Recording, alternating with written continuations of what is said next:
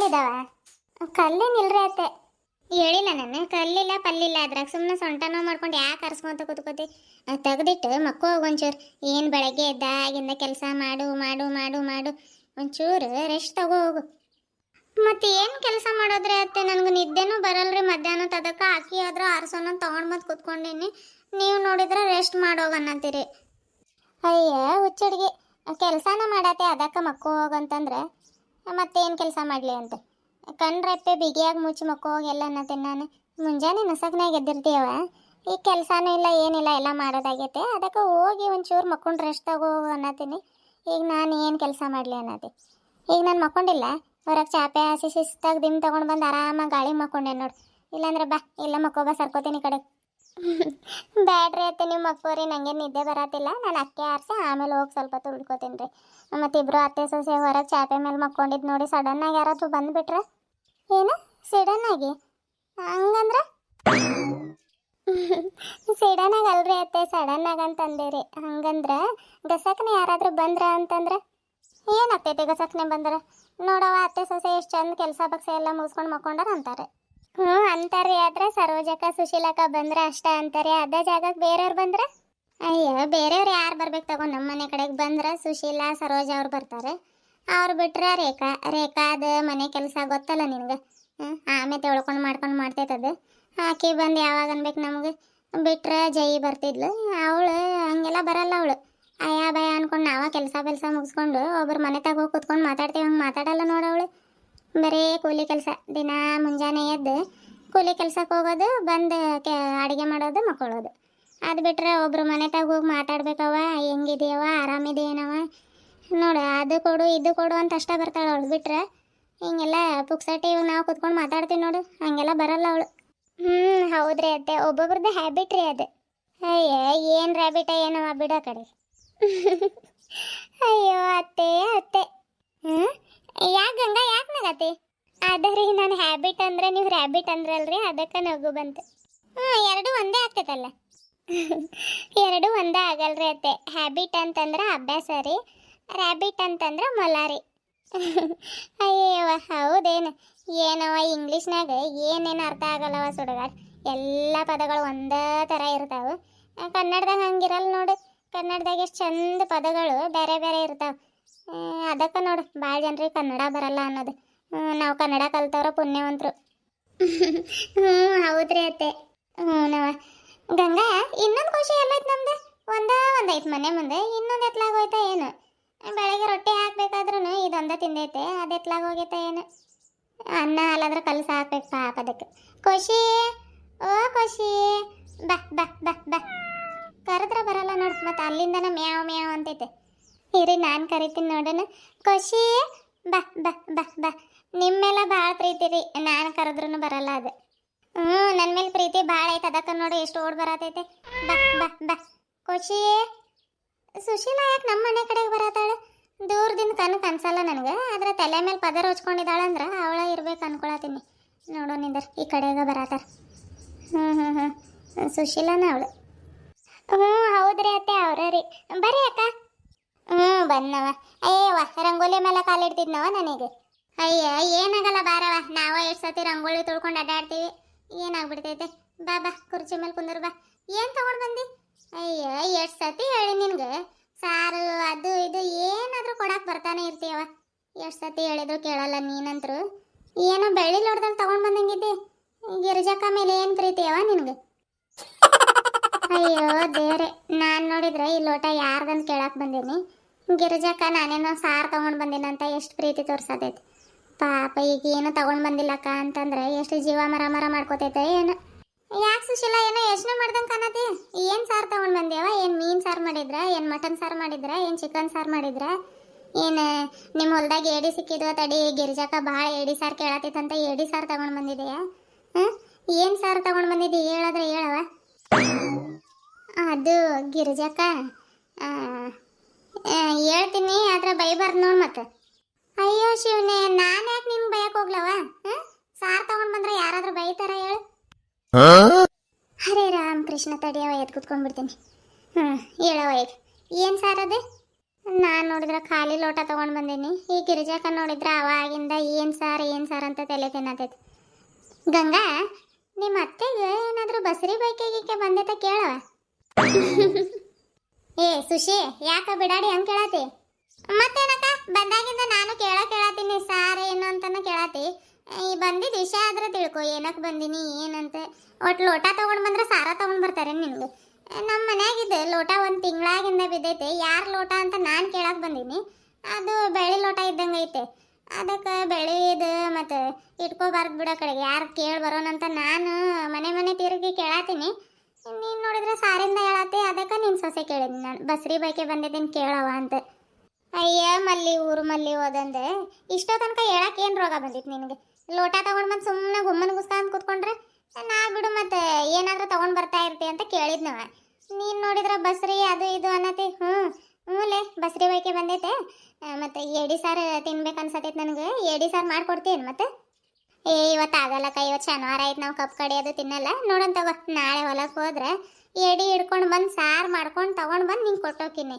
ಆದ್ರೆ ಆದ್ರೆ ಆದ್ರೆ ಮುಂದೆ ಬಿಡಿ ಅಕ್ಕ ಹೋಗ್ಲಿ. ಸುಮ್ಮನಿರ್ಗಂಗ ಹಂಗ ಕಚ್ಚಾಡ್ತಾ ಇರ್ತೀವಿ ನಾವು. ಗಿರಿಜಕ್ಕ ಕಾಲು ಎಳೆದಂದ್ರೆ ಭಾರಿ ಇಷ್ಟ ನನಗೆ. ಮುಂದೆ ಏನಂತಂದ್ರೆ ನಿನಗೆ ಗೊತ್ತದು. ಅಯ್ಯ ಬಿಡಾಡಿ ಹೋದೊಂದು ಮುಂದಂದ್ರೆ ಅಯ್ಯ ಯವ್ವ, ಹಿಂದಿಲ್ಲ ಮುಂದಿಲ್ಲ. ಗಂಗಾ, ನಿಮ್ಮ ಅತ್ತೆಗೆ ಕೋಪ ತಣ್ಣಗಾಗಕ್ಕ ಐಸ್ ಕ್ರೀಮ್ ತಿನ್ಸವ ನೋಡು. ಮೂಗಿನ ಮೇಲೆ ಕೋಪ ಇರ್ತೈತೆ ಯಾವಾಗಲೂ. ಏನು ಬೇಡ, ಹಿಂದು ಬೇಡ ಮುಂದೆ ಬೇಡ. ಗಿರಿಜಕ್ಕ, ಇದು ಲೋಟ ನಿಮ್ದ ಹೇಳಷ್ಟೆ, ಓಕೆನ್ ನಾನು. ಮತ್ತು ಇನ್ನೂ 2-3 ಮನೆ ಹೋಗ್ಬೇಕು. ಯಾರ್ದು ಇಲ್ಲ ಅಂತಂದ್ರೆ ಇಟ್ಕೋತೀನಿ ನಾನು. ಮತ್ತೆ ಏನು ಮಾಡೋದು?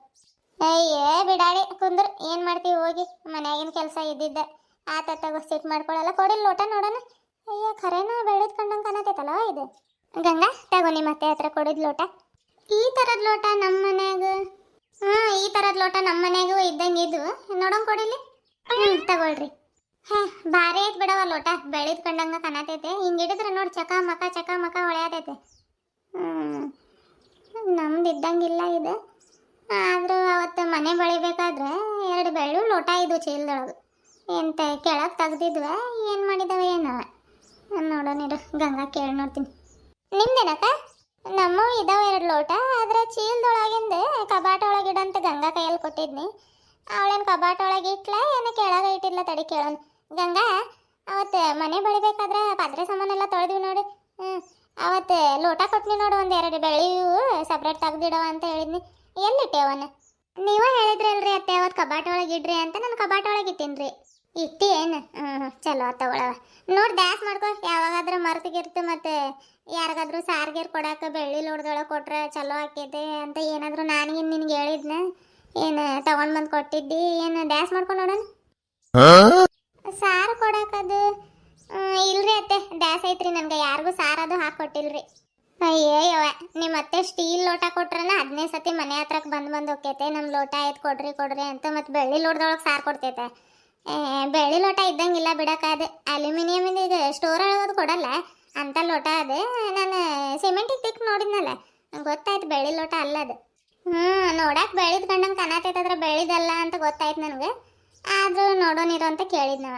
ಆತ ತಗೋ ನೋಡಿ, ಯಾರಾದರೂ ಕೇಳಕ್ಕೆ ಬಂದ್ರೆ ಕೊಡು, ಇಲ್ಲ ಅಂತಂದ್ರೆ ಇಟ್ಕೋ. ಸುಮ್ಮನೆ ಮನೆಗೆ ಹೋಗ್ತಿರಿಗೆ ಯಾಕೆ ಕೇಳತ್ತಿ ನಿಮ್ಮ ಲೋಟ ಏನಂತ. ಆ ಬಿಡಾಡಿಯವ್ರಿಗೆ ನೆನಪಿರಲ್ಲ ಕೊಟ್ಟಿದ್ದು.